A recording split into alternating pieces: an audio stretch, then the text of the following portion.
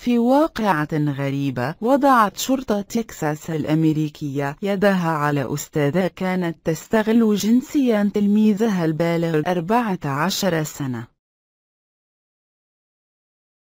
وذكرت وسائل إعلام أمريكية أن الأستاذة تدعى ألكسندرا بيرا 24 سنة التقت بالتلميذ في الصيف الماضي حيث كانت تعطيه دروسا.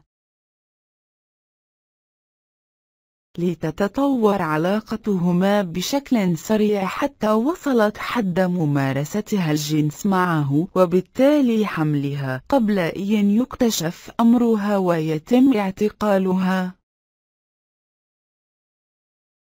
وأضافت المصادر أن الأستاذة لم تنكر فعلتها، وقالت للمحققين إن عائلة التلميذ كانت على علم بالأمر ولم تمنعهما من ذلك قبل أن تؤكد أنها ستجيد حملها، خاصة بعد افتضاح أمرها.